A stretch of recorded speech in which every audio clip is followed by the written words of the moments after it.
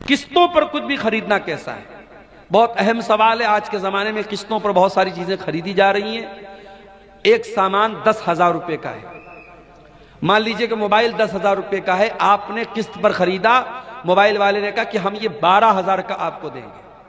اب 2,000 روپیہ وہ زیادہ لے رہا ہے اور وہ صاف بتا رہا ہے کہ آپ کیش لیں گے تو ہم 10,000 کا دیں گے اور قسطوں میں لیں گے، ادھار لیں گے تو 12,000 کا دیں گے۔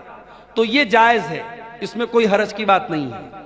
لیکن آج ہمارے یہاں جتنے بھی قسطوں پر سامان لیا اور دیا جاتا ہے یہ بینک کے تھرو لیا جاتا ہے، دکاندار آپ کو نہیں دیتا ہے، وہ بجاج فائنانس کے ذریعے، HDFC کے ذریعے یا کسی بینک کے ذریعے لون پاس کرتا ہے اور وہ بینک سے پورا پیسہ لے لیتا ہے۔ بینک آپ کو قرضہ دے رہا ہے اور جب بینک آپ کو قرضہ دے رہا ہے تو بینک سے آپ نے سامان نہیں خریدا ہے، بینک سے آپ نے قرضہ لیا ہے، اور قرضے میں آپ جب بینک کو پروفٹ دے رہے ہیں تو بات یاد رکھیے کہ قرضے پر پروفٹ لینا بھی حرام ہے اور پروفٹ دینا بھی حرام ہے۔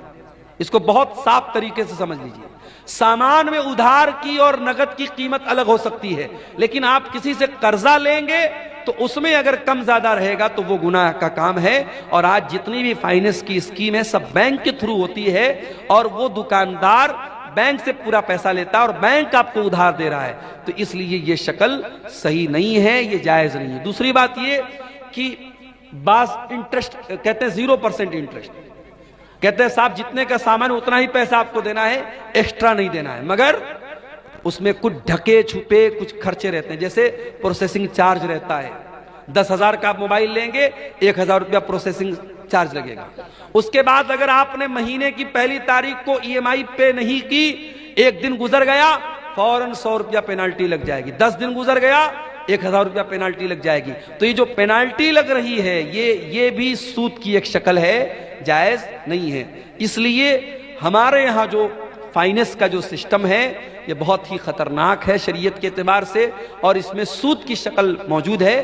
ہمیں اور آپ کو اس کو اوائڈ ہی کرنا چاہیے، اس سے پرہیز ہی کرنا چاہیے، یہ بالکل بھی مناسب نہیں ہے، کیونکہ سود کا لینا بھی حرام ہے اور سود کا دینا بھی حرام ہے۔